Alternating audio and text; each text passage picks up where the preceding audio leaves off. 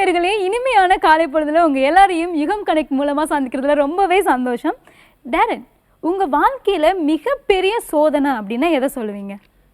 சோதனைனா இந்த கரெக்டான நேரத்துக்கு வெயிட் பண்றது இல்ல, அந்த ஒரு நேரத்துக்காக வெயிட் பண்றது தான் மிகப்பெரிய சோதனையா இருக்கும். எஸ், அதுக்கு வந்து ரொம்ப பொறுமையும் இருக்கணும், அந்த பொறுமையோட சேர்ந்து நம்பிக்கையும் இருக்கணும். அதே நம்பிக்கையோட நாம நம்மளோட நிகழ்ச்சியை ஸ்டார்ட் பண்ணிடலாம். இது யுகம் கனெக்ட்.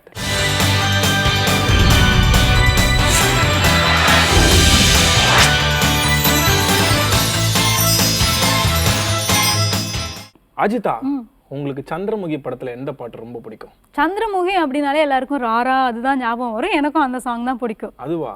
ஆனா இந்த ஒரு ஸ்வீட்டான பாட்டு இருக்கே, கொஞ்ச நேரம் கொஞ்ச நேரம், அந்த பாட்டு இருக்கே. எஸ், நைஸ் சாங் தான், நல்லா பாடுறீங்க. இந்த சாங் வந்து என்ன ராகத்துல அமைஞ்சிருக்குன்னு தெரியுமா?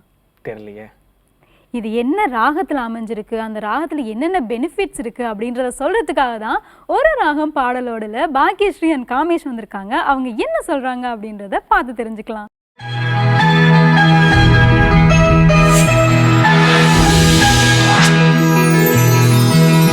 நம்ம இன்னைக்கு வந்து ஆபோகி ராகம் பார்க்க போறோம். ஆபோகி, ஓகே.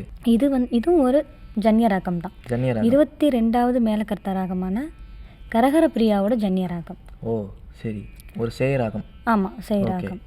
அதே மாதிரி இது வந்து எப்போவுமே பாடலாம், எப்பவும் கால நேரம்னா கிடையாது. ஆமாம், கிடையாது, எப்போவுமே பாடக்கூடிய ராகம் தான். ஓகே. கிட்டத்தட்ட நம்ம ரேவதி கேட்டோம் இல்லையா, ஆமாம், அந்த மாதிரி தான் இருக்கும். ஆனால் அது ஒரு ஃபாஸ்ட் பீட்டில் போகிற மாதிரி இருக்கும். இது வந்து ஒரு கருணை பக்தி. கிட்டத்தட்ட ரேவதி ராகத்தோட கொஞ்சம் சிமிலராக தான் இருக்கும் இந்த ராகம். ஒரே மாதிரி தான் கேட்க அந்த மாதிரி இருக்கும். சரி. தியாகராஜ சுவாமி இருக்காங்க இல்லையா, ஆமாம், அவர்னால தான் ஆபோகி ராகம் வந்து ரொம்ப வெளியில ரொம்ப பிரபலமா தெரிஞ்சிச்சு அப்படின்னு சொல்றாங்க. அவர் நிறைய யூஸ் பண்ணியிருக்காரு. நிறைய யூஸ் பண்ணதுனால ரொம்ப தெரிய வந்துச்சு. ஓகே. ஸோ எல்லா ராகத்துலையுமே வந்து நம்ம ஒரு பெனிஃபிட் பார்ப்போம் இல்லையா, அந்த மாதிரி இந்த ராகத்துக்கு பார்க்க போகிறோம். எனக்கு ரொம்ப பிடிச்ச செக்ஷன் இதுதான். ஏன்னா ஹாஸ்பிட்டலுக்கு செலவே இல்லாமல் இதுலேயே நம்ம வீட்டில் ராகத்தை கேட்டே எல்லாத்தையும் முடிச்சிடலாம் போல. ஸோ அதே மாதிரி இந்த ராகம் ஆபோகி ராகம் வந்து இது கேட்கும் போது இதே மாதிரி தான், இதுவும் எல்லாருக்குமே தேவைப்படுற ராகம் தான். இதுவும் ஒரு அமைதியான ராகம், ஒரு தூக்கம் வர வைக்கிறதுக்கான ஒரு ராகம். ஓய்வு எடுக்கணும்னு நினைக்கணும் வச்சுக்கேன். இப்போ நம்ம வந்து ரொம்ப வேலை செஞ்சுட்டு ரிலாக்ஸாக கொஞ்ச நேரம் உட்காந்து ரெஸ்ட் எடுக்கணும்ப்பா அப்படிங்கும் போது இந்த ராகம் அது கரெக்டான ராகமாக இருக்கும். சில நேரத்தில் வந்து வந்தாலுமே நமக்கு ஒரு மாதிரி பதட்டமாகவே இருக்கும். ஸோ இந்த ராகம் வந்து ஒரு ஓய்வு நிலைக்கு கொண்டு போகிற ஒரு ராகமாக இருக்குது. அதே மாதிரி இந்த ராகத்தையும் வந்து யோகா பண்ணுறாங்க இல்லையா, மெடிடேஷன் பண்ணுறவங்களுக்கு பேக்ரவுண்டில் இந்த ராகத்தையும் பேக்ரவுண்டில் போடுவாங்களாம். ஸோ இதோட ஆரோகரம் அவரோட பார்த்துருவோமா? சரி க மத சாத மகரி சா.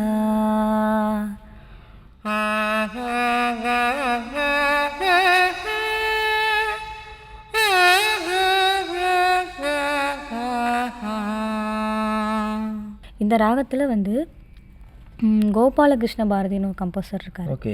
அவருமே வந்து அதிகமாக இந்த ராகத்தை யூஸ் பண்ணியிருக்காரு. அதுவும் சிவனுக்காக தான். ஓகே. சிவனுக்கு, இன்னொன்று பெருமாளுக்கு. ஓ. இன்னொன்று இவரோட ஸ்பெஷல் நிறைய கம்போசர்ஸ் என்னென்னா அவங்களோட சாங்கில் அவங்களோட முத்திரையை விட்டுட்டு போவாங்க. முத்திரைனா சிக்னேச்சர். ஓகே. இப்போ அந்த லாஸ்ட் லைனில் அவங்களோட பேரோ இல்லை அவங்க வழக்கமாக யூஸ் பண்ணுற ஒரு வேர்டோ இருக்கும். அது வந்து இவங்களோட தான், இந்த கம்போசரோட தான். ஓகே. இப்போ ரீசெண்டாக அந்த ஹிப் ஹாப் தமிழா அப்படின்னு அவர் நடுவில் பேர் சொல்லிடுவாரு, அந்த மாதிரி அப்படின்னு அவர் பேர், அது மாதிரி அந்த காலத்துல யூஸ் பண்ணிருக்காங்க. இப்போ இவர் என்ன பண்ணுவார்னா இவரோட பேரையே ஓகே லாஸ்ட்ல வந்து கோபாலகிருஷ்ண பாரதியின் அப்படின்னு வந்துடும். இவரோட பேரே அவர் பேரே அதுல ரெஜிஸ்டர் பண்ணிடுவாரு. அப்போ நம்ம வந்து கம்போசர் யாருன்னு யோசிக்கவே வேணாம். அந்த சாங்கை ஃபுல்லாக கேட்டோம்னா லாஸ்ட் லைன் பார்த்தா தெரிஞ்சிடும் இவர் தான் அப்படின்னு தெரிஞ்சிடும். சபாபதிக்கு வேறு தெய்வம் சமானமாகுமா, தில்லை சபாபதிக்கு வேறு தெய்வம் சமானமாகுமா, தில்லை சபாபதிக்கு வேறு தெய்வம் சமானமாகுமா, தில்லை சபாபதிக்கு வேறு தெய்வம் சமானமாகுமா. இதுவும் சிவனோட கிருதி தான். ஓகே. நிறைய பேர் வந்து இந்த மாதிரி ஆபோகி, ரேவதி இதெல்லாம் வந்து மோஸ்ட்லி சிவனுக்கு தான் யூஸ் பண்ணியிருப்பாங்க. இப்போ இதுவுமே வந்து தில்லையில நடராஜரோடதுக்கு தான், அவரோடதுக்காக தான் கம்போஸ் பண்ணியிருக்காங்க. இப்போ நான் வந்து இதில் வந்து என்ன சினிமா சாங் இருக்குன்னு கேட்க ஆர்வமாக இருக்கேன். இப்போ என்னன்னா இப்போ நம்ம இந்த சாங் கேட்டோம் இல்லையா, இதுக்கு அப்படியே ஆப்போசிட்டாக இருக்கும் அந்த சாங் சினிமா கேட்க. song. வித்யாசாகர் சார் வந்து ஓகே கம்போஸ் பண்ணியிருப்பாரு. ஓகே. கொஞ்ச நேரம் கொஞ்சி பேசக்கூடாதா, அந்த நேரம் அந்தி நேரம் அன்பு தூரல் போடாதா. இது கேட்க அதுக்கும் இதுக்கும் எவ்வளோ டிஃப்ரெண்ட். அது வந்து ஒரு ரொமான்டிக் சாங் மாதிரி. ஓகே. இந்த ராகத்திலே இளையராஜா சார் ஒன்று பண்ணியிருக்காரு. கிட்டத்தட்ட அது கிளாசிக் டச்சில் தான் இருக்கும். ஓகே. இன்றைக்கு ஏன் இந்த ஆனந்தமே, இன்பத்தில் ஆடுது என் மனமே. இளையராஜா சார் மட்டும்தான் அதிகமாக கர்நாடிக் ராகம் எடுக்கிறாரா, அந்த கிளாசிக்கல் டச்சிலேயே எவ்வளோக்கு நிறைய கொடுக்க முடியுமோ அந்த மாதிரி எவ்வளோ மேக்ஸிமம் அதை யூஸ் பண்ணிக்க முடியுமோ அதை பண்ணிடுவார். முக்கால்வாசி இந்த ஃபீல்டில் கர்நாடிக் ஃபீல்டில் இருக்கவங்களும் தெரிஞ்சவங்கள டக்குனு கண்டுபிடிச்சிடலாம், அந்த மாதிரி பண்ணியிருப்பாரு. ஓகே. ஸோ இது வந்து சம்பூர்ண ராகமா இல்லை ஜன்னிய ராகமா? அது இது வந்து ஔடவ ராகம், ஜன்னிய ராகம். ஜன்னிய ராகம். ஓகே. 5 ஸ்வரங்கள் வரும். ஸோ இன்னைக்கு ஒருத்தங்க வந்து ஒரு கேள்வி கேட்டிருக்காங்க, ராகமாலிகா அப்படின்னு சொல்கிறாங்க, அப்படின்னா என்ன அப்படின்னு கேட்டிருக்காங்க. ராகமாலிகான்னு ரொம்ப சிம்பிளான ஒரு டேர்ம் தான், ரொம்ப பெரிய விஷயம்லாம் நீ கன்ஃபியூஸ் பண்ணிக்க வேணாம். இப்போது நிறைய கம்போசர்ஸ் வந்து நிறைய சாங் வந்து கம்போஸ் பண்ணுறாங்க இல்லையா, அவங்களாம் வந்து ஒரு ராகத்தை அடிப்படையாக வச்சு ஒரு பாட்டை ஃபுல்லாக ஆரம்பத்துலேருந்து எண்டு வரைக்கும் ஒரு ராகத்தை பேஸ் பண்ணி அவங்க எல்லாமே இசையமைச்சிருப்பாங்க, கம்போஸ் பண்ணியிருப்பாங்க. ஆனால் சில பாடல்கள் வந்து ஒரு முதல் 8 வரி ஒரு ராகத்தில் இருக்கும், அடுத்த 8 வரி இன்னொரு ராகம் சேஞ்ச் ஆகும், அடுத்த 8 வரி அடுத்த ராகம் சேஞ்ச் ஆகும். அந்த மாதிரி பல ராகங்களோட கோர்வையாக பண்ணுறது தான் வந்து ராகமாலிகா அப்படின்னு சொல்கிறாங்க. இப்போ ஏஆர் ரஹ்மான் சார் நறுமுகைய சாங் இருக்கு இல்லையா, இது பாதி மாண்டுவும் பாதி நாட்டையும் கேட்கும், அந்த மாதிரி கம்போஸ் பண்ணியிருப்பாங்க. ஸோ ஒன்றுக்கு மேலே இருந்தாலே அது வந்து ராகமாலிகா தான். பொதுவாக இந்த மாதிரி நிறைய இசை கச்சேரியில் அதெல்லாம் பண்ணுவாங்க.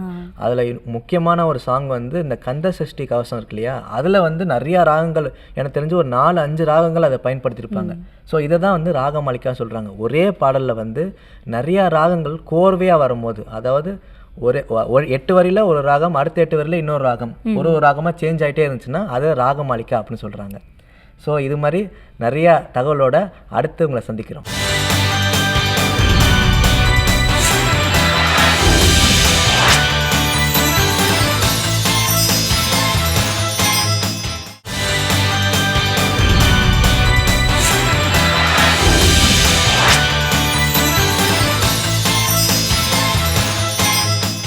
டெய்லியுமே நம்ம கிருத்திகாஸ் கிச்சனில் சூப்பரான டிஷ்லாம் பார்த்துட்டு இருக்கோம். இன்னைக்கு நம்ம என்ன பார்க்க போகிறோம்? நம்ம வந்து சோயாஸ் வந்து வெஜிடபிள் பிரியாணியில் மட்டும்தான் பார்க்கக்கூடிய மாதிரி இருக்கும். இன்னைக்கு கிருத்திகா ராதாகிருஷ்ணன் சோயா சங்க்ஸை மெயின் இன்க்ரீடியனாக வச்சு ஒரு ஃப்ரை செஞ்சு காட்ட போகிறாங்க. அவங்க எப்படி செய்கிறாங்க அப்படின்றத பார்த்து கற்றுக்கலாம்.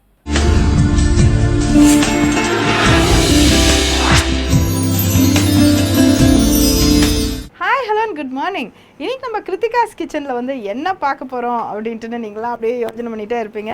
இன்றைக்கி நம்ம பார்க்க போகிறது வந்து சோயா சங்க்ஸ் ஃப்ரை.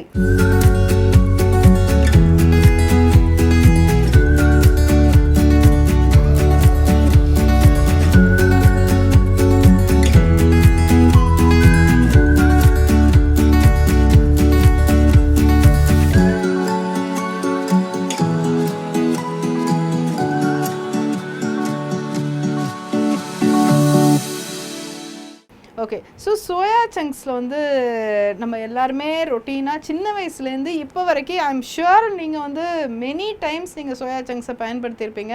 வெஜிடேரியன்ஸாக இருந்தாலும் சரி, நான் வெஜிடேரியன்ஸாக இருந்தாலும் சரி, நம்ம விரத நாட்களில் வந்து நான் வெஜிடேரியன்ஸ் வந்து ஒரு ரொம்ப ஃபேவரட்டான ஒரு சப்ஸ்டியூட்டுன்னு பார்த்தோம்னாக்கா இந்த சோயா சங்க்ஸ் தான். ஸோ இதுக்கு தேவையான பொருட்கள் என்னென்னு பார்க்கலாம். சோயா சங்க்ஸ், அரிசி மாவு, garam masala, tomato sauce, mustard sauce, வெங்காயம், தக்காளி, பச்சை மிளகாய். இந்த சோயா சங்க்ஸை வந்து நம்ம ஆட் பண்ணிடலாம். ஆக்சுவலாக இதுலேயே கொஞ்சம் தண்ணி இருக்குது. ஸோ இதையும் நம்ம வந்து மேக்ஸிமம் நம்ம ட்ரெயின் ஆஃப் பண்ணிவிட்டு நம்ம வந்து எடுத்துக்கலாம்.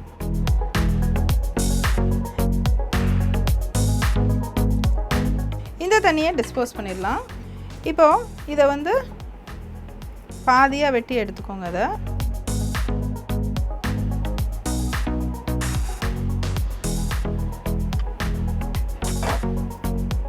ஓகே, நெக்ஸ்ட் வந்து அரிசி மாவு,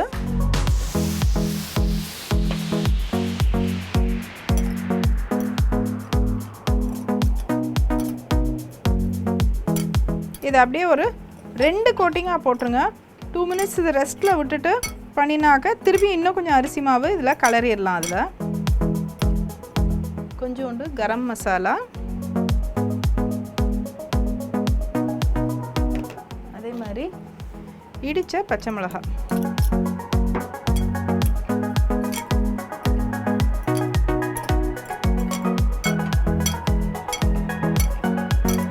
இதுக்கு அப்படியே இன்னொரு லேயர் ஆஃப் அரிசி மாவை ஆட் பண்ணிடலாம்.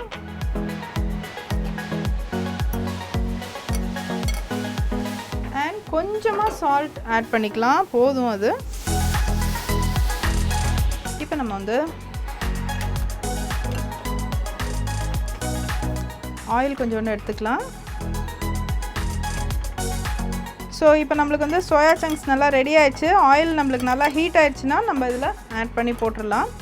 ஸோ இதுக்கு நீங்கள் இப்போ நம்ம எடுத்துருக்கு ஒரு சன்ஃப்ளவர் ஆயில் தான் அது.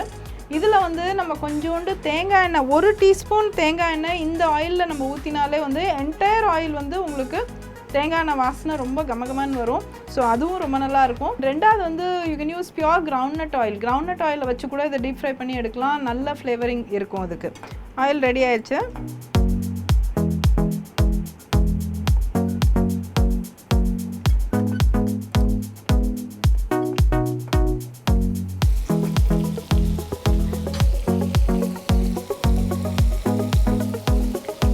ஸோ இப்போ இந்த ஹீட்லேயே இதை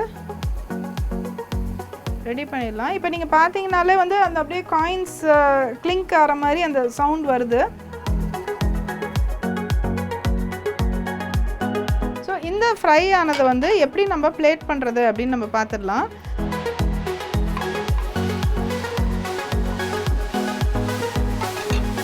இதில் இப்போது வெங்காயம்,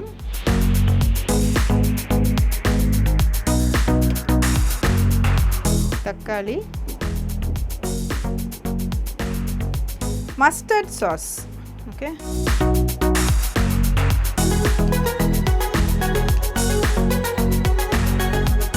அதுக்கப்புறம் நம்மளோட ஃபேவரட் தக்காளி சாஸ்,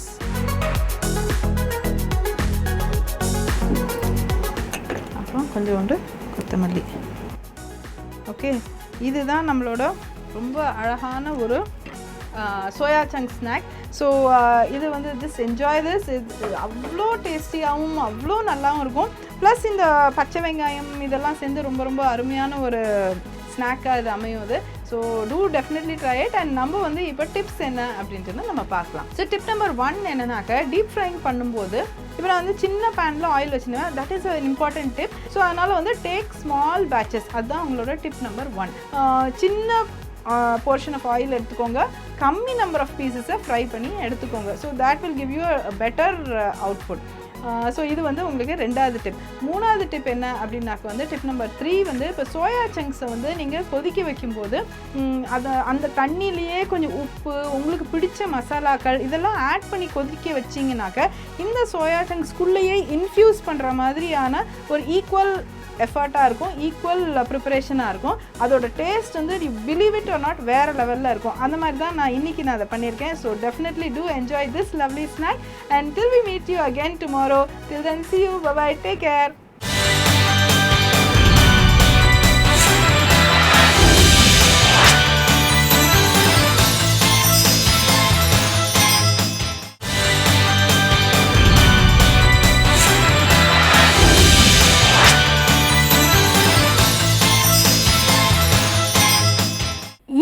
இன்றில் டாக்டர் உஷா நந்தினி லேடிஸுக்கு ஏற்படுற ஹெல்த் இஷ்யூஸ் பற்றி நிறைய விஷயங்கள் சொல்லிட்டு இருக்காங்க இல்லையா? இன்னைக்கு அவங்க என்ன சொல்ல போகிறாங்க? இன்னைக்கு பிசிஓடி மற்றும் பிசிஓஎஸ் பற்றி தெளிவாக சொல்ல போகிறாங்க. அவங்க என்ன சொல்கிறாங்கன்னு வாங்க போய் பார்க்கலாம்.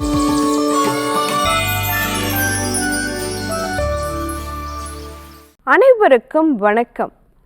நான் doctor MS Usha Nandini, Siddha physician, Lotus Women Care Hospitals PCOS speciality centre, Saibaba colony, Coimbatore, KK Nagar, Chennai. இனியவை என்ற நிகழ்ச்சியில் தொடர்ந்து நம்ம பெண்கள் சார்ந்த பல ஆரோக்கிய குறிப்புகளை பார்த்துட்டே வரங்க. அந்த வகையில் இன்றைக்கி நம்ம சொல்லக்கூடியது இந்த பிசிஓடி பிசிஓஎஸ், இந்த சினைப்பை நீர்க்கட்டி சார்ந்த பிரச்சனைகள், சினைப்பை நீர்க்கட்டி பிரச்சனை, இதுக்கான ஒரு சுலபமான தீர்வாக விளங்கக்கூடிய ஒரு 6 வழிகள் பற்றி தான் இன்றைக்கி நம்ம பார்க்க போகிறோம். ஸோ ஒரு 6 வழிகளை பயன்படுத்தி இதுலேருந்து நம்மளால் ஈஸியாக விடுபட முடியும். அப்போது பிசிஓடி பிசிஓஎஸ்க்கு நிறைய பேர் வந்து டாக்டர் எனக்கு பிசிஓஎஸ்லாம் இல்லை டாக்டர், எனக்கு பிசிஓடி தான் இருக்குது அப்படின்னு நிறைய பேர் சொல்கிறாங்க. ஸோ முதல்ல வந்து பிசிஓடிங்கிறது ஆரம்ப காலகட்டத்தில் நிறைய பெண்களுக்கு இருந்த ஒரு பிரச்சனையாக இருந்தது. வெறும் நீர்க்கட்டி மட்டுமே கர்ப்பப்பையில் இருந்தது. ஆனால் இன்றைக்கி காலகட்டத்தில் நமக்கு வந்து தேவையற்ற முடி வளர்ச்சி வர்றது காரணமாகவோ, கழுத்து பகுதிகளில் கருந்திட்டுகள் காரணமாகவோ, தலைமுடி உதிர்தல் ஆண்களைப் போலவே வழுக்கை விழற மாதிரி இருக்கக்கூடிய ஒரு நிலையோ, உடல் எடை அதிகமாக இருக்கிறதோ, முறையற்ற மாதவிலக்கோ, வெள்ளைப்படுதலோ, குழந்தை பாக்கியம் தள்ளி போகிறதோ, இத்தனையும் சேரும் பொழுது அது ஒரு கூட்டு வியாதியாக கன்சிடர் பண்ணி நம்ம பிசிஓஎஸ் அப்படின்னு தான் அதை சொல்கிறோம். So it is a syndrome. சிண்ட்ரோம்னா என்ன? கூட்டு வியாதின்னு அர்த்தம். ஸோ இத்தனை சிம்டம்ஸும் இருந்து கூட சினைப்பையிலையும் குட்டி குட்டியாக நீர்க்கட்டி இருந்தால் அதை நம்ம பிசிஓஎஸ்ன்னு தான் சொல்லுவோம். ஸோ அப்போது இன்றைக்கி காலகட்டத்தில் இந்த ஹார்மோனல் இம்பேலன்ஸ் காரணமாக பெண்களுக்கு வரக்கூடிய பிரச்சனை இந்த பிசிஓஎஸ் தான் அப்படிங்கிறத நம்ம நல்லா தெரிஞ்சுக்கணும். அப்போ பிசிஓஎஸ் இருக்குன்னா என்னென்ன மாதிரியான விஷயங்களை செய்யணும் அப்படின்னா ஒரே ஒரு 6 வழிகள் தான். இதை கரெக்டாக பயன்படுத்தணும் அப்படின்னு சொன்னால் சீக்கிரமாக நம்ம இதிலேருந்து விடுபட முடியும். ஃபஸ்ட்டு விஷயம், நான் எல்லா பெண் குழந்தைங்களுக்கும் சொல்கிறது, மார்னிங் பிரேக்ஃபாஸ்ட்டை ஸ்கிப் பண்ணக்கூடாது அப்படிங்கிறது தான். ஸோ கண்டிப்பாக மார்னிங் பிரேக்ஃபாஸ்ட்டை ஸ்கிப் பண்ணக்கூடாது. அதுவும் அந்த 11 o'clock 12 o'clock சாப்பிட்றோம் அப்படி இல்லாமல் காலையில் 8:30 தான் பிரேக்ஃபாஸ்ட் டைம். ஸோ அந்த டைமில் உங்கள் பிரேக்ஃபாஸ்ட் எப்படி இருக்கணும்னா கண்டிப்பாக 35% ப்ரோட்டீன் இருக்கக்கூடியதாக இருக்கணும். ஸோ உங்கள் உணவில் மார்னிங் பிரேக்ஃபாஸ்ட் வந்து 35% ப்ரோட்டீன் இருக்க மாதிரி எடுக்கிறது ரொம்ப ரொம்ப முக்கியம். ஸோ ஒரு கொண்டக்கடலை சுண்டலோ, ஒரு வேர்க்கடலை சுண்டலோ, ஒரு பாசிப்பயிறு சுண்டலோ, இல்லை முளைக்கட்டின ஒரு பாசிப்பயிரோ காலையில் எம்டி ஸ்டொமக்கில் நம்ம புரதமாக எடுத்துக்க வேண்டியது முக்கியம். இது வந்து பிசிஓஎஸ் சார்ந்த பிரச்சனை இருக்கக்கூடியவங்க கண்டிப்பாக பயன்படுத்த வேண்டிய முக்கியமான ஒரு விஷயம். ரெண்டாவது விஷயம் பார்த்தீங்க அப்படின்னு சொன்னால் உங்களுடைய பிளேட் 3 வேளையும் எப்படி இருக்கணும் அப்படிங்கிறது தான். ஸோ உங்களோட பிளேட் வந்து பார்த்திங்கன்னா ஒரு ரவுண்டாக நீங்கள் வச்சுக்கிட்டீங்க அப்படின்னா கிட்டத்தட்ட 50% வந்து அதில் ஃபைபர் தான் இருக்கணும். ஸோ உங்கள் பிளேட் ரவுண்டாக இருக்குன்னா அதில் பாதிக்கு பாதி வந்து பார்த்திங்கன்னா நார்ச்சத்து சார்ந்த உணவுகள், அது கீரைகளாக இருக்கலாம், இல்லை நீர் காய்கறிகளாக இருக்கலாம், எதுவாக வேணால் இருக்கலாம். ஆனால் 50% ஃபைபர் இருக்கணும். மீதி 25% புரதம் இருக்கணும். ஒரு 25% தான் மாவு பொருள் இருக்கணும். அது இட்லியாக இருக்கலாம், இல்லை அடையாக இருக்கலாம், இல்லை அவலாக இருக்கலாம், சாதமாக இருக்கலாம், எதுவாக வேணாலும் இருக்கலாம். ஸோ இந்த மாதிரி உங்களோட பிளேட் 3 வேளையும் இருந்தது அப்படின்னு சொன்னால் உங்கள் பிசிஓஎஸ் பிரச்சனையிலேருந்து நிரந்தரமாக உங்களால் விடுபட முடியும். இது ரெண்டாவது விஷயம். மூணாவது விஷயம், காலையில் டீ காஃபிக்கு பதிலாக உங்களுடைய மேல் ஹார்மோனான டெஸ்டோஸ்டிரோன்னு சொல்லக்கூடிய ஆண்ட்ரோஜன் ஹார்மோனை குறைக்கக்கூடிய ஒரு பானமை குடிக்கணும். அந்த மாதிரி பானம் என்ன அப்படின்னு பார்த்தீங்கன்னா எலுமிச்சை சாறு வந்து பிழிஞ்சு அது கூட புதினா சாறு சேர்த்து நம்ம வெந்நீரில் கலந்து எடுத்துக்கலாம். இந்த மாதிரி காலையில் எம்டி ஸ்டொமக்கில் நம்ம எடுத்துக்கும் பொழுது கூட வேணும்னா இனிப்புக்காக நம்ம கருப்பட்டி சேர்த்துக்கலாம். இந்த பானத்தை காலை பொழுதில் டீ காஃபிக்கு பதிலாக நம்ம எடுத்துக்கும் பொழுது நம்மளுடைய ஹார்மோன்ஸ் பேலன்ஸ் ஆகும். இதுவும் பிசிஓஎஸ்லேருந்து விடுபடுறதுக்கு எளிமையான ஒரு வழி. அடுத்த 4வது விஷயம் பார்த்தீங்க அப்படின்னு சொன்னால் 3 வேளை உணவு உண்டு முடித்த பிறகு ஒரு 5லேருந்து 10 நிமிடம் குறுநடை இருக்கணும். குறுநடைனா என்ன? மெதுவாக உலாத்துறது தான். வேகமாக பிரிஸ்க் வாக்கிங் போகக்கூடாது. அப்புறம் என்கிட்ட நிறைய பேர் கேட்பாங்க, டாக்டர் நாங்கள் வந்து வாக்கிங் போகக்கூடாது, சாப்பிட்ட உடனே போனால் அஜீரணம் வரும் இல்லைங்களா அப்படின்னு நிறைய பேர் கேட்பாங்க. ஆனால் குறுநடை உலாத்துறது, மெதுவாக நடக்கிறது அப்படிங்கிறது ரொம்ப ரொம்ப முக்கியம். அது உங்கள் மெட்டபாலிசத்தை வந்து ஃபாஸ்ட் பண்ணி கொடுக்கும். உங்கள் வயிறு இடுப்பு பகுதிகளில் சதை பெருக்கத்தை சதை சேராமல், கொழுப்பு சேராமல் தடுக்கக்கூடிய ஒரு விஷயமாக இருக்கும். ஸோ 3 வேளை உணவு உண்ட பிறகு 5லேருந்து 10 நிமிடம் குறுநடை அப்படிங்கிறது ரொம்ப ரொம்ப முக்கியமான விஷயம். இது 4வது வழி. 5வது வழி அப்படின்னு பார்த்தீங்க அப்படின்னு சொன்னால் நம்ம பாக்ஸ் ப்ரீத்திங் அப்படின்னு சொல்கிறோம். பாக்ஸ் ப்ரீத்திங்னா என்னென்னா, ஃபஸ்ட்டு வந்து 1 2 3 4 சொல்கிற வரைக்கும் மூச்சை உள்ளே இழுக்கணும். அதுக்கப்புறம் அதே மூச்சை அந்த 1 2 3 4 சொல்கிற வரைக்கும் உள்ளே அடக்கி வைக்கணும். இது உள்ளே அடக்கிறது. அதுக்கப்புறம் வெளியே விடுறது அதே 1 2 3 4 சொல்லும் பொழுது வெளியே விடணும். ஸோ மூச்சை இழுக்கும் பொழுது 1 2 3 4, மூச்சை வெளியே உள்ளே வச்சிருக்கும் பொழுது 1 2 3 4, மூச்சை வெளியே விடும் பொழுது 1 2 3 4. இதுக்கு பேர் பாக்ஸ் ப்ரீதிங். ஸோ 4 செகண்ட்ஸ் உள்ள மூச்சை இழுக்கிறோம், 4 செகண்ட்ஸ் உள்ளே வச்சுருக்கோம், 4 செகண்ட்ஸ் வெளியே விடுறோம். இந்த பாக்ஸ் ப்ரீதிங் வந்து உங்கள் மெட்டபாலிசத்தையும் ஃபாஸ்ட் பண்ணி கொடுக்கும். அதே சமயம் உங்களுடைய தேவையற்ற கொழுப்புகளை எல்லாம் குறைச்சி உங்கள் ஹார்மோனோடைய ஃபங்க்ஷனை என்ஹான்ஸ் பண்ணி கொடுக்கக்கூடியதாக இருக்கும். இது 5வது வழி. 6வது வழி அப்படின்னு சொல்லி பார்த்தீங்கன்னா சுண்டை வற்றல். உணவில் மத்தியான நேரத்தில் ஒரு 5லேருந்து 10 சுண்டை வற்றல். நீங்கள் என்ன உணவு வேணால் சாப்பிடுங்க. சாம்பார் சாதம் சாப்பிடுங்க, ரசம் சாதம் சாப்பிடுங்க, மோர் சாதம் சாப்பிடுங்க. உங்களுக்கு எது வேணாலும் பிடித்த உணவாக இருக்கலாம். ஆனால் அது கூட உப்பில்லாத சுண்டை வற்றல் கடைகளில் கிடைக்குது. அதை லைட்டாக நல்லெண்ணெயில் ஃப்ரை பண்ணிவிட்டு ரெகுலராக ஒரு 5லேருந்து 10 சுண்டை வற்றல் சேர்த்துக்கிட்டே வாங்க. என்ன காரணம்னா, நம்ம பெண்கள் அறுசுவையில் கண்டிப்பாக கசப்பு சுவையை தவிர்த்துக்கிட்டே வரும். அதுதான் அளவுக்கு அதிகமாக உருவாயிட்டிருக்கக்கூடிய இந்த ஹார்மோன் பிரச்சனைக்கு காரணமாக இருக்குது. ஸோ அந்த கசப்பு சுவை நிறைந்த சுண்டைக்காயை ரெகுலராக நம்ம மத்தியான உணவில் சேர்த்திக்கும் பொழுது ஹார்மோன்ஸ் பேலன்ஸ் ஆகிறதுக்கான சான்சஸ் இருக்குது. ஸோ நான் இப்போ சொன்ன இந்த 6 வழிகள், 1 காலையில் பாலுக்கு பதிலாக ஒரு பானம் சொல்லி கொடுத்துருக்கேன். 2 காலையில் உங்கள் உணவில் 35% புரோட்டீன் இருக்கணும். 3 உங்கள் உணவுடைய பிளேட்டிங் எப்படி இருக்கணும்னு சொல்லி கொடுத்துருக்கேன். 4 சாப்பிட்ட பிறகு 3 வேளையும் எவ்வளவு நேரம் நடக்கணும்னு சொல்லி கொடுத்துருக்கேன். 5 உங்கள் ப்ரீதிங் பேட்டர்ன் எப்படி இருக்கணும்னு சொல்லி கொடுத்துருக்கேன்.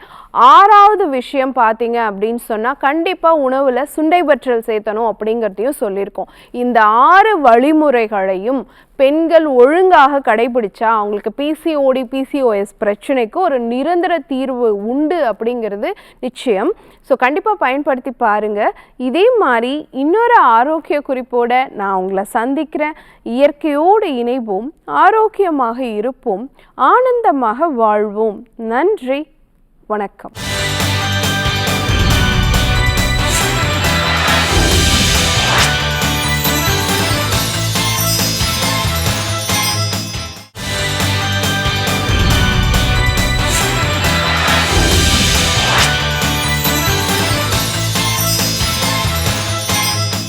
அஜிதா, என்ன நீங்க சும்மா பசி எடுக்கலன்னு சொல்லிட்டே இருக்கீங்க? ஆமா, எனக்கு பசிக்கவே மாட்டேங்குது. சாப்பிடணுமே அப்படின்றதுக்காக சாப்பிட்றேனே தவிர பசியே வர மாட்டேங்குது.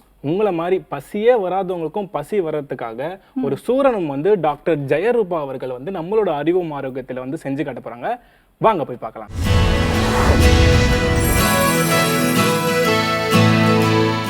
நான் ஸ்ரீவர்மா மருத்துவமனையிலிருந்து மருத்துவர் ஜெயரூபா. இந்த நாள் இனிய நாளாகவே என்னுடைய மனமார்ந்த வாழ்த்துக்களும் பிரார்த்தனைகளும். அடிக்கடி வந்து காய்ச்சலால் வந்து பாதிக்கப்படுறது, இப்போ வரக்கூடிய வைரஸ் தொற்று, இந்த மாதிரியான பிரச்சனைகளில் அந்த காய்ச்சல் போன பிறகு இருக்கக்கூடிய ஒரு பிரச்சனை என்னன்னு பார்த்தீங்கன்னா பசியே எடுக்க மாட்டேங்குது டாக்டர், சரியாகவே வந்து பசி எடுக்க மாட்டேங்குதுன்னு சொல்லுவாங்க. ஸோ அதை வந்து சரி செய்யக்கூடிய ஒரு பஞ்ச தீபாக்கினி சூரம் எப்படி செய்யுதுன்னு நம்ம பார்க்கலாம். ஒரு சிலருக்கு வந்து அடிக்கடி வந்து உணவு வந்து எடுத்துக்கிறதுனாலையோ இல்லை வந்து ஹோட்டலில் வந்து உணவு எடுத்துக்கிறதுனாலையோ இல்லை எண்ணெயில் பொரிச்ச உணவுகளை எடுத்துக்கிறதுனால வந்து அவங்களுக்கு செரிமான சக்தி வந்து குறைவாக இருக்கும். ஸோ அந்த மாதிரி சமயங்களில் அவங்களுடைய அந்த வயிற்றில் செரிமானத்துக்கு தேவையான அந்த அமிலம் வந்து கரெக்டாக வந்து சுரக்காது. இதனால் வந்து அவங்களுக்கு சாப்பிடக்கூடிய உணவு முழுசாக செரிக்காமல் வயிற்றிலேயே வந்து தங்கி இருந்து உப்புசமாகக்கூடிய ஒரு நிலை இருக்கும். ஸோ இதை சரி செய்யக்கூடியது தான் இந்த பஞ்சதீபாக்கினி சூர்ணம். அது மட்டும் இல்லாமல் இது மயக்கத்தை வந்து சரி செய்யும், பித்த வாயுவை வந்து சரி செய்யும், அதே மாதிரி மூலம் சம்பந்தமான பிரச்சனைகளையும் வந்து சரி செய்யும் அப்படிங்கிறது வந்து சித்த மருத்துவத்தில் சொல்லியிருக்கக்கூடிய ஒரு விஷயம். இந்த பஞ்சதீபாக்கினி சூர்ணம் வந்து எப்படி செய்யுதுன்னு நம்ம பார்க்கலாம். இதுக்கு தேவையான பொருட்கள் சுக்கு, மிளகு, திப்பிலி, ஏலம், சீரகம். இது எல்லாமே வந்து நம்ம ஈக்குவல் குவான்டிட்டி வந்து எடுத்துக்கணும். எடுத்துட்டு அதில் இருக்கக்கூடிய அந்த கல், மண் இதெல்லாம் வந்து நம்ம ரிமூவ் பண்ணிவிட்டு அப்படியே வந்து நம்ம வந்து பொடி பண்ணி வச்சுக்கலாம். ஸோ இது வந்து இப்போ நம்ம ஒரு டீஸ்பூன் அளவுக்கு ஏலம் வந்து எடுத்துக்கலாம். ஒரு டீஸ்பூன் அளவுக்கு திப்பிலி வந்து நம்ம எடுத்துக்கிறோம். ஸோ சுக்கு, மிளகு, திப்பிலி 3 சேர்ந்தது வந்து நம்ம திரிக்கடுகம் வந்து நம்ம சொல்லுவோம். ஸோ ஆல்ரெடி வந்து நம்ம சுக்கை வந்து பொடி பண்ணி வச்சுருக்கிறோம். ஸோ அதனால் வந்து இதை வந்து ஒரு 3/4 டீஸ்பூன் அளவுக்கு வந்து எடுத்துக்கலாம். இது கூட ஒரு டீஸ்பூன் அளவுக்கு நம்ம ஜீரகம் வந்து சேர்த்துக்கலாம். இது கூட ஏலம். இது எல்லாமே வந்து ஈக்குவல் குவான்டிட்டி வந்து நம்ம வந்து எடுத்துக்கிறோம். ஸோ இதை வந்து இப்போ நல்லா நம்ம வந்து அரைச்சிடலாம்.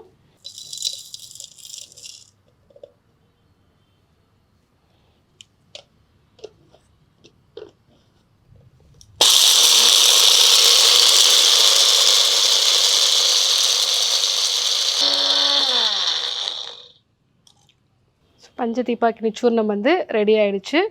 ஸோ இந்த சூர்ணம் வந்து 1லேருந்து 2 கிராம் அளவுக்கு உணவுக்கு ஒரு அரை மணி நேரம் முன்னாடி நம்ம தேன் இல்லைன்னா நெய் கலந்து எடுத்துக்கலாம். ஸோ இது வந்து சரியாக பசி எடுக்கலை அப்படின்னு சொல்கிறவங்க இந்த மாதிரி எடுத்துக்கலாம்.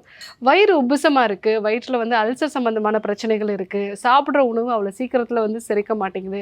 சில பேர் வந்து சொல்லுவாங்க மோஷன் போகும்போது எனக்கு செரிக்காமலே வந்து மோஷன் போகிற மாதிரி வந்து இருக்குது, உணவோட துணுக்குகள்லாம் நான் வந்து பார்க்குறேன். இந்த மாதிரியான பிரச்சனை இருக்கிறவங்க உணவுக்கு அப்புறமா ஒரு அரை மணி நேரம் கழித்து இந்த பஞ்சதீபாக்கினி சூர்ணத்தை ஒரு 2 கிராம் அளவுக்கு நீங்கள் தேன் கலந்து வந்து எடுத்துக்கலாம், இல்லைனா வந்து நெய்யோடு வந்து கலந்து எடுத்துக்கலாம். ஸோ அந்த மாதிரி எடுத்துக்கும் போது செரிமான சம்பந்தமான பிரச்சனைகள், அதே மாதிரி வயிற்றில் ரொம்ப வந்து வாயு வந்து தங்கி இருக்கிறது, இதனால் உடம்புல பித்தம் வந்து அதிகரிக்கிறது, வயிறு வந்து முறுக்கி வந்து வலிக்கக்கூடிய சூளை அப்படின்னு நம்ம சொல்லுவோம். ஸோ பித்தம் அதிகமாகி உடம்புல வந்து வாயு வந்து தங்குறது, பித்த வாயு அப்படின்னு சொல்லக்கூடியது, மயக்கம், கிறுகிறுப்பு இந்த மாதிரி பிரச்சனை இருக்கிறவங்க, ஸோ சரியாக வந்து மோஷன் போக மாட்டேங்குது, ஸோ நிறைய வந்து கேஸ் ஃபார்ம் ஆகுது, இந்த மாதிரி பிரச்சனை இருக்கிறவங்களும் இந்த பஞ்சதீபாக்கினி சூர்ணம் வந்து எடுத்துக்கலாம். ஸோ இப்போல்லாம் நிறைய பேர் வந்து ரொம்ப நாளாக வந்து எனக்கு இன்டைஜஷன் ப்ராப்ளம் இருக்குது டாக்டர் அப்படின்னு சொல்லுவாங்க. கொஞ்சம் எண்ணெயில் பொரிச்ச உணவுகள் சாப்பிட்டா கூட வந்து எனக்கு இன்டைஜஷன் உண்டாகுது அப்படின்னு சொல்லுவாங்க. ஸோ அந்த மாதிரி இருக்கக்கூடிய நபர்களும் இந்த பஞ்சதீபாக்கினி சூர்ணத்தை வந்து ரெகுலராகவே வந்து எடுத்துக்கலாம். ஏன்னா இதில் சுக்கு, மிளகு, திப்பிலி, ஏலம், சீரகம் இது எல்லாமே வந்து நம்ம செரிமான சக்தியை வந்து அதிகரிக்கக்கூடியது. இந்த பஞ்சதீபாக்கினி சூர்ணம் இன்னும் நிறைய மருந்துகளுக்கு துணை மருந்துகளாகவும் வந்து நம்ம கொடுப்போம். ஸோ அந்த மருந்துகளோட செயல்திறனை வந்து அதிகப்படுத்துறதுனால, ஸோ அதனால் உணவுக்கு அப்புறமா இந்த பஞ்சதீபாக்கினி சூர்ணத்தை வந்து நம்ம எடுத்துக்கும் போது நம்ம சாப்பிடக்கூடிய உணவுகள்லேருந்து சத்து பொருட்களை வந்து நம்ம உட்கிரகிக்கிறதுக்கும் வந்து இது ரொம்ப யூஸ்ஃபுல்லாக இருக்கும். ஸோ இந்த பஞ்சதீபாக்கினி சூர்ணத்தை வீட்லேயே வந்து நீங்கள் ப்ரிப்பேர் பண்ணி யூஸ் பண்ணலாம். ஸோ அந்த மாதிரி பயன்படுத்தும் போது இதனுடைய முழுமையான பலன்களை வந்து பெற முடியும். ஸோ இன்றைக்கு இந்த பஞ்சதீபாக்கினி சூர்ணம் அப்படிங்கிறது என்ன அப்படிங்கிறத நம்ம பார்த்தோம். இதில் என்னென்ன வந்து மூலிகைகள் வந்து சேருது, இதை வந்து எப்படி ப்ரிப்பேர் பண்ணுறது அப்படிங்கிறத நம்ம வந்து தெரிஞ்சுட்டோம்.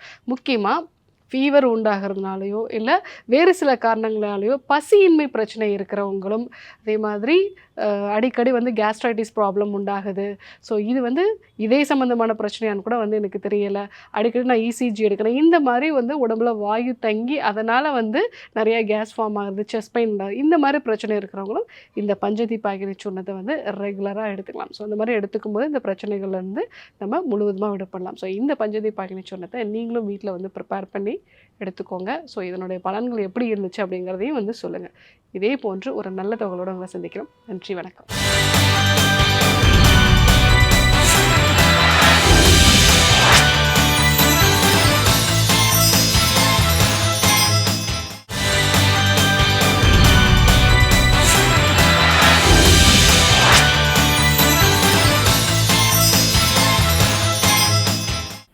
ஸ்டோரியில் நம்ம புதுகை பாரதி வந்து மோட்டிவேஷ்னலாகவும் இன்ட்ரெஸ்டிங்காகவும் நிறைய ஸ்டோரிஸ் சொல்லிட்டு இருக்காங்க. இன்னைக்கு அவங்க என்ன சொல்ல போகிறாங்க?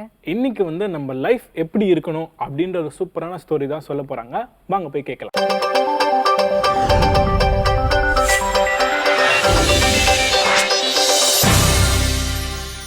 புதுயுகம் நேயர்கள் எல்லாருக்கும் அன்பான வணக்கம்.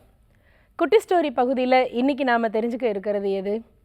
ஒரு பெரிய கடல் பரப்பு, அதில் ஒரு பிரம்மாண்டமான கப்பல் நங்கூரம் போட்டு நிற்க வைக்கப்பட்டிருக்கு.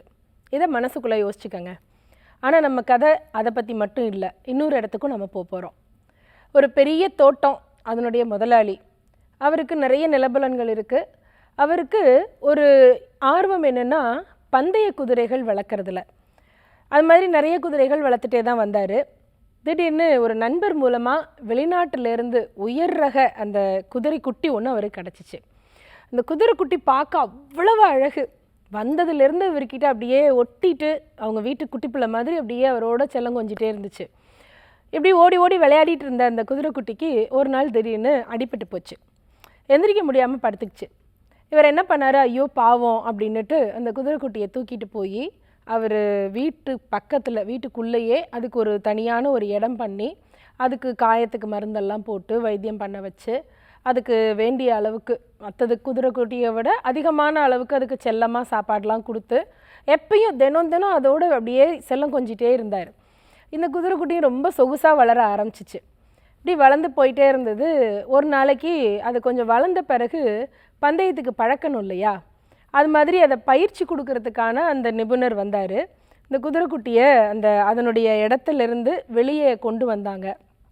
வர மாட்டேன்ருச்சு. ஏன்? இது வந்த கொஞ்ச நாள்லையே சொகுசாக உட்காந்த இடத்துல சாப்பிட்றதுக்கு பழகிருச்சு. அது மட்டும் இல்லை, முதலாளியோடைய அதிகமான அன்பை வேற பெற்றுச்சா, அதனால் இதுக்கு மற்ற குதிரைக்குட்டியெல்லாம் பார்க்குற போது ஏளனமாகவே இருந்திருக்கும் போல இருக்குது. எந்திரிச்சு வரவே இல்லை. அப்போ தான் முதலாளிக்கு புரிஞ்சிச்சு, நம்ம இந்த குதிரைக்குட்டியை வாங்கினதனுடைய நோக்கம் இதை பந்தயத்தில் ஓட வச்சு நம்ம நிறையா பணம் புகழ் ஜெயிக்கணும் அப்படிங்கிறதுக்கு தானே. ஆனால் அது மேலே இருக்கிற அதீத அன்புனால் அதை இப்படி திறமை இல்லாமல் ஆக்கிட்டோமே அப்படின்னு அவர் புரிஞ்சிட்டாராம். இப்போ கடற்கரையில் நிற்கிற கப்பலுக்கு வரலாமா? இந்த கப்பல் கடற்கரை ஓரத்தில் துறைமுகத்தில் நங்கூரம் போட்டு பத்திரமா இருக்குது. ஏன்?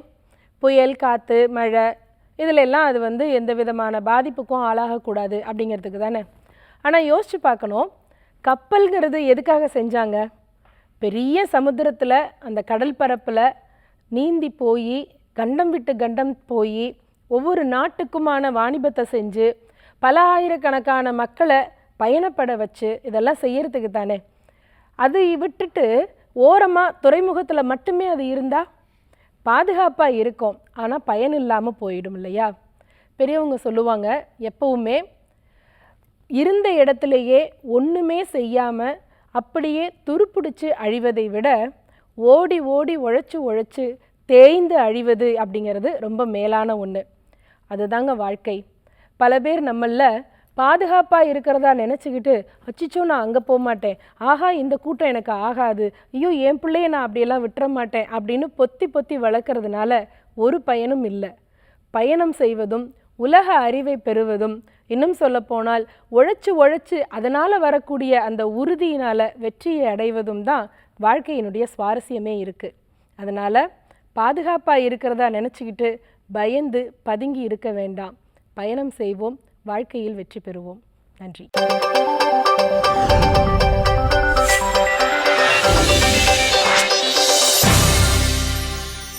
ரிஸ்கோமீட்டரில் நாம அஸ்ட்ராலஜி ரீதியாக யார் யார் எதில் இன்வெஸ்ட் பண்ணலாம் அப்படின்றத பார்த்துட்டு இருக்கோம். எஸ், இன்னைக்கு யார் யார் எப்படி எப்படி எங்கெங்க இன்வெஸ்ட் பண்ணலாம் அப்படின்றத கிளியர் கட்டாக சொல்றதுக்காக மிஸ்டர் ரமேஷ் சொல்ல போறாங்க. வாங்க போய் பார்க்கலாம்.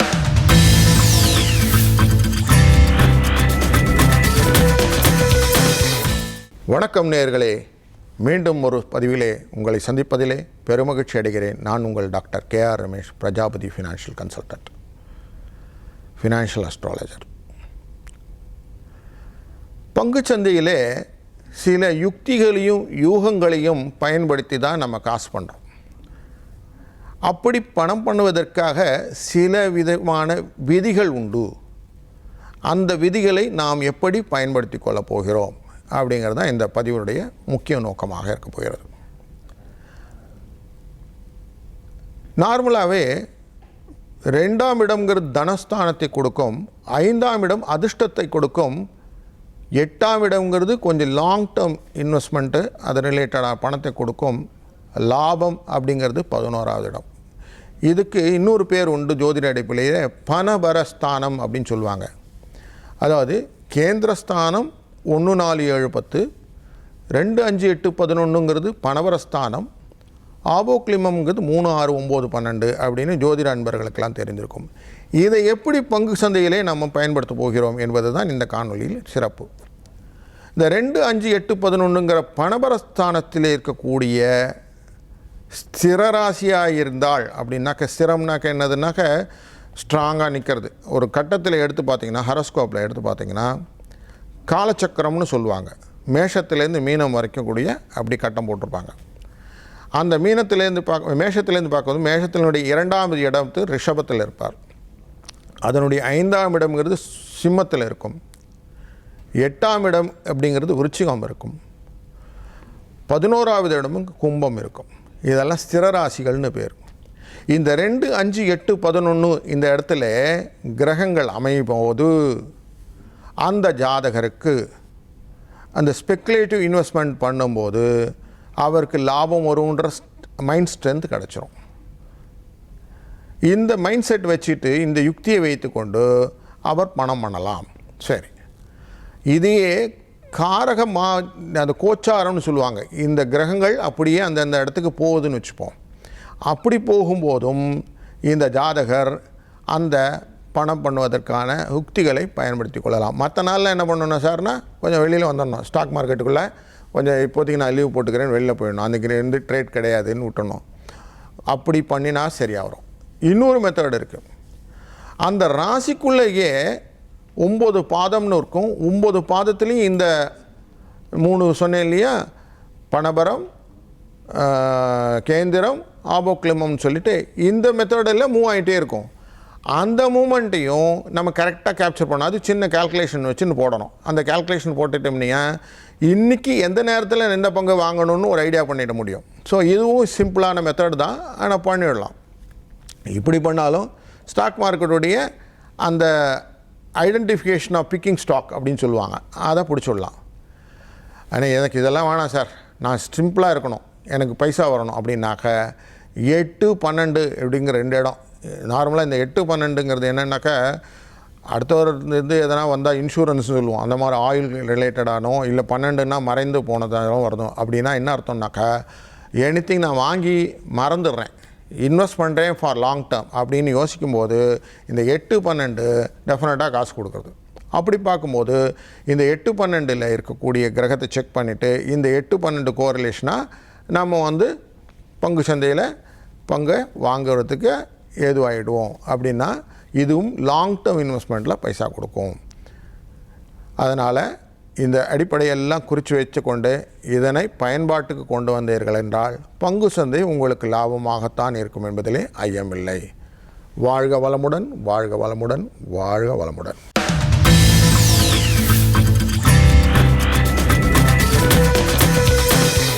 இன்னைக்கு யுகம் கணக்கில் நிறைய இன்ட்ரெஸ்டிங்கான செக்மெண்ட்ஸ்லாம் பார்த்தோம். இன்னொரு சூப்பரான எபிசோட்ல உங்களை சந்திக்கும் வரை இப்போ உங்களிடமிருந்து விடைபெறுவது நான் உங்கள் தரன் பாபு, நான் உங்கள் அஜிதா. இது யுகம் கனெக்ட்.